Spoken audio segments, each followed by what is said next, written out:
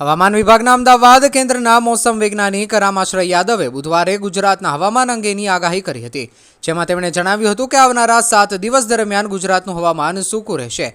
મહત્તમ તાપમાનની વાત કરીએ તો આવનારા 2 દિવસ તેમાં કોઈ મોટો ફેરફાર થશે નહીં। તે બાદ 2 થી 3 ડિગ્રી તાપમાન વધવાનું અનુમાન છે। આ સાથે તેમણે લઘુત્તમ તાપમાનની વાત કરતા જણાવ્યું કે આવનારા 2 દિવસ દરમિયાન તેમાં કોઈ મોટો બદલાવ થશે નહીં।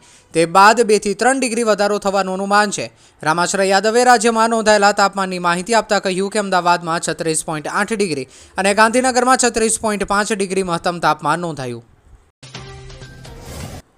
ઠાકરધામ બાવળિયારી ગામમાં સંત નાગલાખા બાપા મંદિર ખાતે પુનઃ પ્રાણ પ્રતિષ્ઠા નિમિત્તે આજે 20 તારીખે ભરવાડ સમાજની 51,000 જેટલી બેન દીકરીઓના મહુડા રાસનું આયોજન કરાયું છે।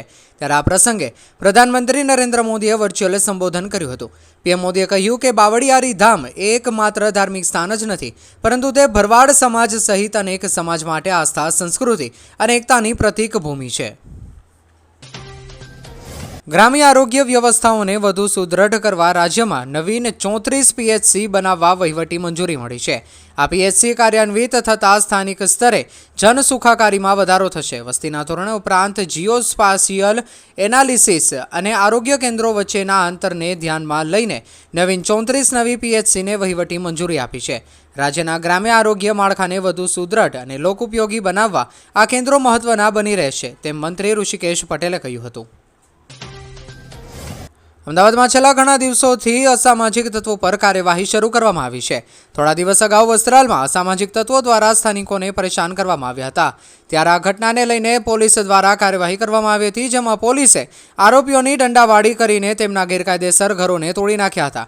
ત્યારે આ કામગીરી બાદ પોલીસે એક્શન પ્લાન ઘડ્યો હતો, જેમાં રાજ્યભરના અસામાજિક તત્વો સામે કાર્યવાહી હાથ ધરવામાં આવી હતી। ત્યારે આ કામગીરીમાં વધુ એક ડિમોલેશનની ઘટના સામે આવી છે। આજે અસામાજિક તત્વો વિરુદ્ધ પોલીસ અને એમસીએ કાર્યવાહી હાથ ધરી છે। ઉનાળો શરૂ થઈ ચૂક્યો છે અને ભયંકર ગરમી પડી રહી છે। ત્યારે આ દરમિયાન વડોદરામાં કોર્પોરેશન દ્વારા પાણી કાપ મૂકવામાં આવ્યો છે। વડોદરા મહાનગરપાલિકા દ્વારા આજ રોજ પાણીનો કાપ ગોત્રી અને કારેલી બાગમાં મૂકવામાં આવ્યો છે। જોકે એક દિવસ જ પાણીનો કાપ મૂકવામાં આવ્યો છે, પરંતુ આ પાણી કાપથી હજારો નાગરિકોને હાલાકી વેઠવાનો વારો આવી રહ્યો છે। વડોદરામાં ઉનાળાની કાળઝાળ ગરમીમાં કોર્પોરેશન દ્વારા ગોત્રીની ગાયત્રીનગર વિસ્તારમાં એક દિવસનો પાણી કાપ ઝીકાયો હતો, જેમાં પાણીની ટાંકીની સફાઈની કામગીરીના પગલે પાણી કાપ ઝીકાયો હતો। કોર્પોરેશને શુક્રવારે કારેલી બાગ વિસ્તારમાં પાણી કાપ ઝીક્યો હતો।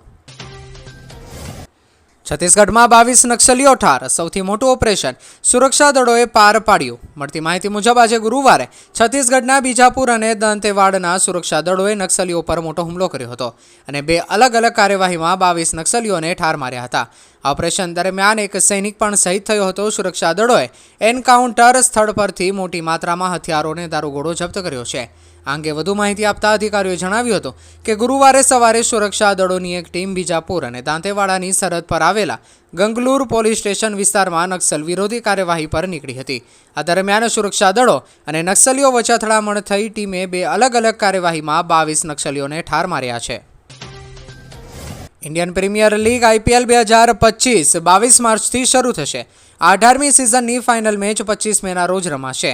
Opening match Kolkata night riders અને રોયલ ચેલેન્જર્સ બેંગ્લોર વચ્ચે ઈડન ગાર્ડન્સ ખાતે રમાશે। ઇન્ડિયન પ્રીમિયર લીગ 2025 22 માર્ચથી શરૂ થશે। 18મી સિઝનની ફાઇનલ મેચ 25 મેના રોજ રમાશે। Opening match Kolkata night riders અને રોયલ ચેલેન્જર્સ બેંગ્લોર વચ્ચે ઈડન ગાર્ડન ખાતે રમાશે। પરંતુ તે પહેલા એક મોટા સમાચાર સામે આવી રહ્યા છે। આઈપીએલના શેડ્યુલમાં મોટો ફેરફાર કરવામાં આવ્યો છે। ખરેખર 6 એપ્રિલે કોલકાતા ટીમ અને લખનૌ સુપર જાયન્ટ્સ વચ્ચે એક મેચ રમાવાની હતી। આ મેચ કોલકાતા ઈડન ગાર્ડન્સમાં યોજાવાની હતી। હવે સુરક્ષાના કારણોસર આ મેચ ખસેડવામાં આવી। આજે કચ્છના વાતાવરણમાં પલટો જોવા મળ્યો। કચ્છના અનેક વિસ્તારમાં વાદળછાયું વાતાવરણ જોવા મળ્યું હતું, તો પશ્ચિમ કચ્છના નખત્રાણાના ઉલટ વિસ્તારમાં વરસાદી ઝાપટા પડ્યા હતા। એટલું જ નહીં, ભુજમાં પણ વરસાદી માહોલ જોવા મળ્યો હતો। સવારથી કચ્છમાં તડકો હતો, પરંતુ બપોર બાદ ઓચિંતા વાદળછાયું વાતાવરણ સર્જાયું હતું। પાલનપુર તાલુકા પોલીસે અસામાજિક તત્વો સામે મોટી કાર્યવાહી કરી છે. તાલુકા પોલીસ ઇન્સ્પેક્ટર M.R. બારોટની આગેવાનીમાં ગ્રામ પંચાયતની ટીમે સદરપુર ગામ વિસ્તારમાં બુલડોઝર ફેરવ્યું હતું. પોલીસે તાલુકા વિસ્તારમાં રહેતા 23 અસામાજિક તત્વો અને બુટલેગરો સામે કડક કાર્યવાહી કરી છે. આ કાર્યવાહી દરમિયાન 10 જેટલા લાઇટ કનેક્શન અને 4થી વધુ પાણીના કનેક્શન કાપી નાખવામાં આવ્યા છે. વધુમાં 3 સ્થળેથી ગેરકાયદેસર દબાણો પણ દૂર કરવામાં આવ્યા છે. બનાસકાંઠા જિલ્લાના વડગામ તાલુકાના મગરવાડા ગામમાં પોલીસે દારૂના દરોડા દરમિયાન મોટી કાર્યવાહી હાથ ધરી છે. દરોડા દરમિયાન પોલીસ અને બુટલેગરો વચ્ચે ઘર્ષણની ઘટના સામે આવી છે, જેનો વિડીયો સોશિયલ મીડિયા પર વાયરલ થયો છે. પોલીસે આ કાર્યવાહી દરમિયાન 72 લીટર દેશી દારૂ અને 20 લીટર વોશ સહિત કુલ ₹14,900નો મુદ્દામાલ જપ્ત કર્યો છે. આ ઉપરાંત સ્થળ પરથી 2 ગેરકાયદેસર વીજ કનેક્શન પણ કાપવામાં આવ્યા છે.